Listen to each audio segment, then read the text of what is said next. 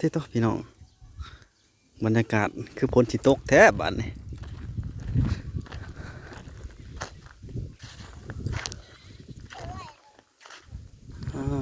โต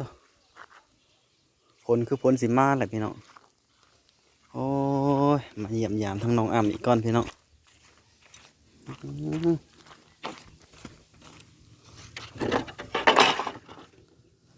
ตึ๊ดตื้อเท่ละป้านอนบ่นะฮะผู้สาวน้อยนี่ฮะเห็นไหมไข่บ่สบายว่าสบายดีโอ้ยแล้วสิบ่เอาขนมให้กินดอกบัดนี่ฮะเห็นไหมนอนหากระตื้นเบิ่งแน่ผลสิมาเลยนะสบายดีสบายดีคนน่ะตัวนอนม่วนเนาะเอายังคือมานอนอยู่นอกในมันร้อนดีแน่แต่อันนั้นมาเนาะลมมามียังกินข้าวหรอปะยังไม่ได้กินหรือว่ายังไม่ได้หิวตัวลมแท้นะฮะเบิ่งห้องผู้สาวนี่ที่ไหนในห้องผู้สาวนี่ไพ่ก็เปิดไว้ไพ่กันเลยบ่หรือวันมาเองบ่ไพ่ฮะโอ้นี่เป็นไหมแบบบ่ได้เปิดยังขนาดเปิดไว้อยู่ปิดไว้นี่ดอกยังเข่านี่ฮะดอกดูอยู่มาพร้อมผลแทบวันนี้ฮะ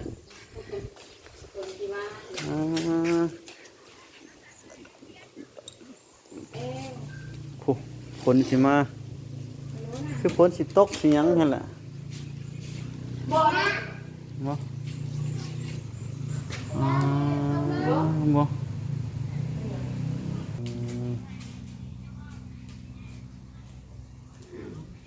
ทำข้าวบ่อยู่ไทยประเทศดินไหว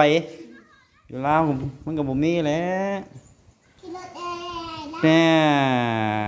ยได้นะมาถามกันนั่งก่อนเรื่องไฟเรื่องยังเป็นอะไรนางเรื่องไฟเรื่องยังเพิ่นมาถามว่านี่นะเบ้าเพิ่นว่าอะไรนี่เพิ่นว่าบอกอันเพิ่นมาเก็บอีกรอบนึงเพิ่นสิมาเก็บ3รอบทำบ่ได้รอบนี่แหละรอบหน้าให้มันได้เพิ่นว่านะทำบ่ได้รอบที่3เลยเพิ่นสิขออนุญาตตัดไผเพิ่นว่านะเนาะโดยบ่ได้อันเพิ่นถามว่าบ่ได้ผู้อันช่วยเหลือนั่นเพิ่นถามนี่นะยังเลยเนาะเพิ่นถามกันนะนี่เลยโทรหาบ้าววันนี้เพิ่นบอกเพิ่นก็เลยบอกว่าให้โทรหาเด้อเพิ่นว่าแต่ว่ามีเบอร์แล้วนะอ๋อ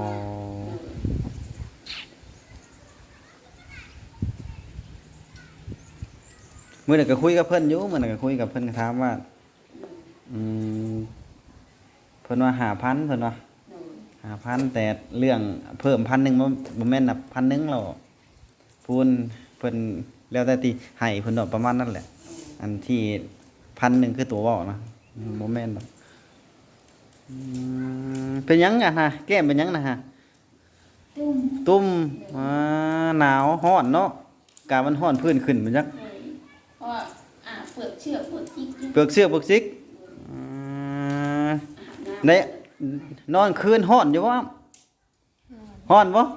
คือออกนอนอยู่นอกพุ่นมันร้อนโยเพิ่นแสบเพิ่นเช้าเนาะมื้อนี้มีแนวมาให้ได้มื้อนี้ฮะฮ้อนแล้วมียังมาให้วันนี้มาเอานี่ฮ้อนนี่มีแนวมาให้เด้มาทิวอันนี้ทิวอันนี้มานี่มาเอาไงขนมแล้วก็ซีนแห้งจับไว้ก่อนตัวเอาตัวนี้ตัวฮะนักในจังน้อยเลยไปเข้าไปในหัวพี่น้องจัดชุดใหญ่เลยพัดลมก็ได้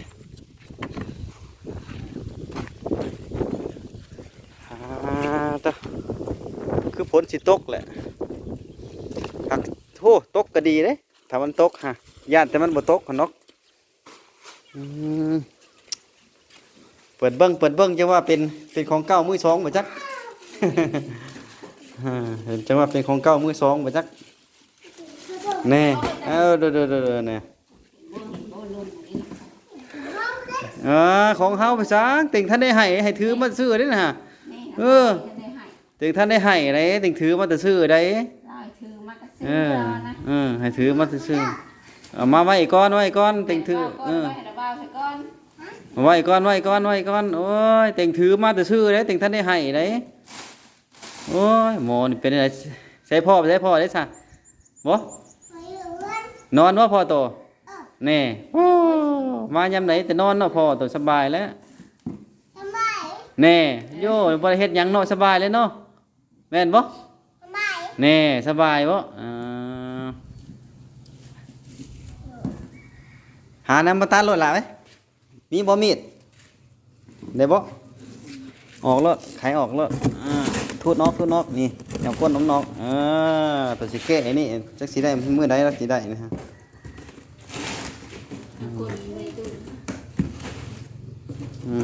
ทูดนอกนี่เปิดออกเบิ่งบัดนี้ฮะของแท้อย่างดีเลยซื้อมาให้นี่สีกับบ่ฮู้ว่าตัวมักสิบ่สีนี่ก็มักอยู่เนาะมักเนาะ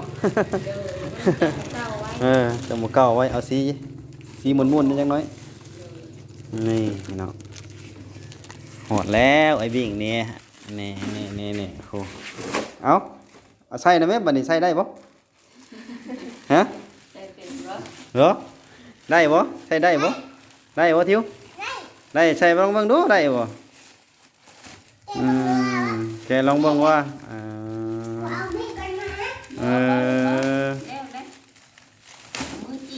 จีออกรถจีออกจะเบิ่งสิบายใส่ให้เบิ่งเสียบไฟรถแกออก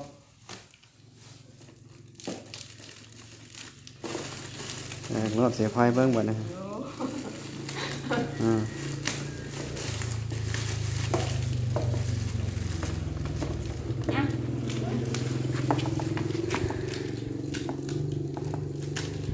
ทิมรถยานติ้วนะเสียบเบิ่งบ่นะอาจจะได้นะมั้งเราว่าเถอะบ่ได้มาคืนได้ระบอกโยคืนบ่ได้แล้วอยู่ผู้เซโนผู้เสียบแห้งเอาบ่ปักบ่อยากลงนี่เบิ่งบ่นี่นี่แล้วผู้ดังโกโก้บ่นี่ครบลงหัวมันนี่ให้บักทิวเดียวก็ได้นะทิวเนาะแน่เบอร์3ก็ได้โอ้แพงเนาะรุ่นนี้เนาะ500,000ในรุ่นนี้500,000ตัวแสนปลายก็มีตัว 2,000 ก็มี 3,000 ก็มีพัดลมก็ได้เปิดแล้วแหละแต่ตัวฮ้อนก็ได้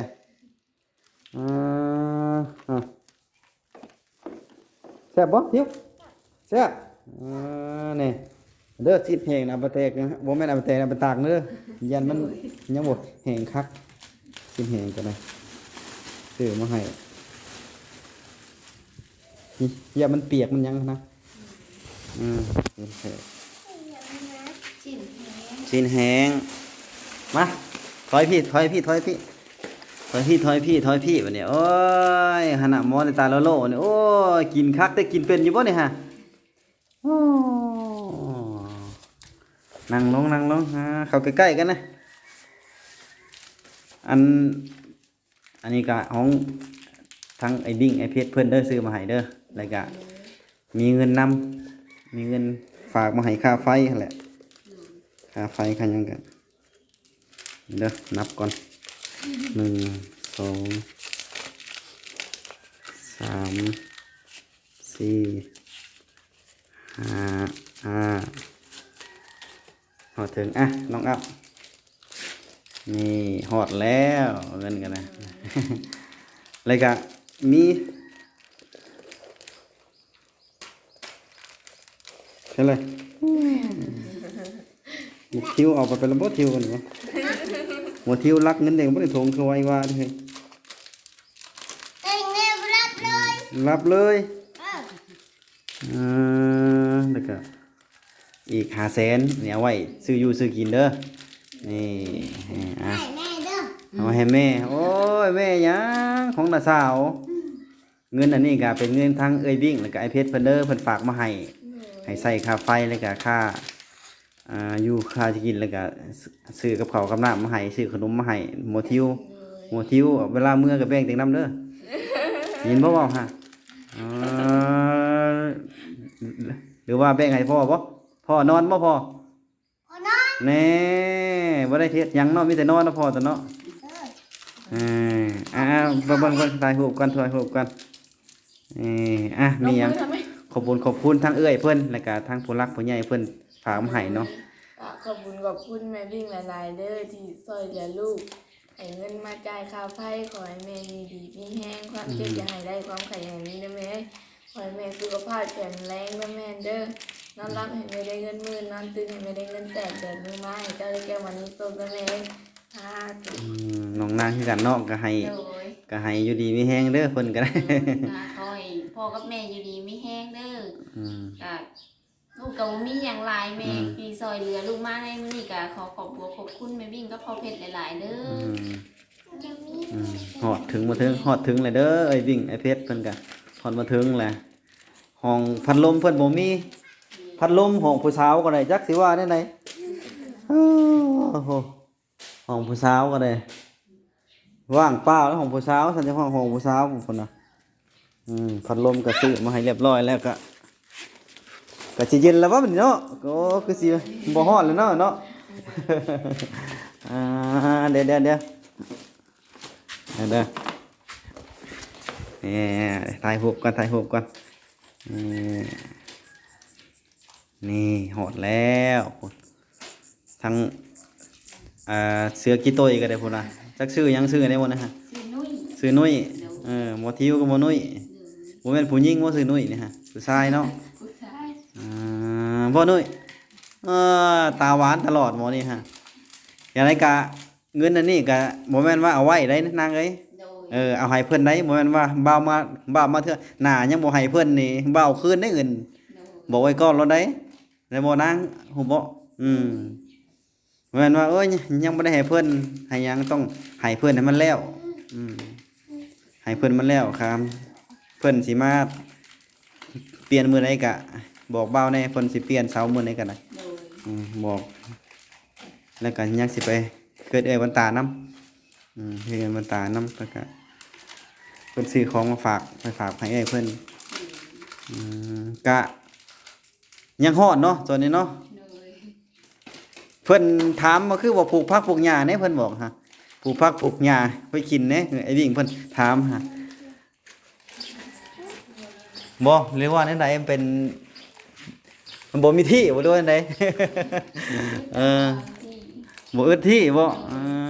เพิ่นถามมาคือบทให้ทั้งน้องอ้ำน้องนางผัวน้องนางปลูกผักปลูกหญ้าไว้กินแหน่เพิ่นว่า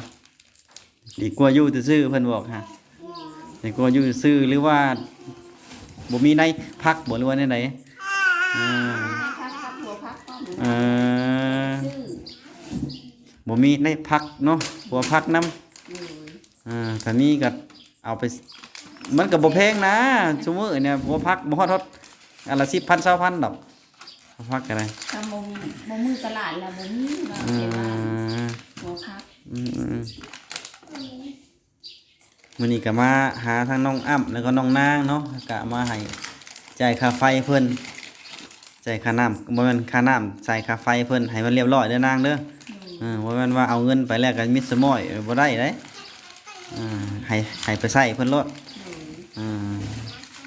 เดี๋ยวมันสิบ่มีเดี๋ยวมันสิมีปัญหาตามหลังถ้าแม่นเพิ่นมาเก็บมันยังก็เอาตอนแรงเอา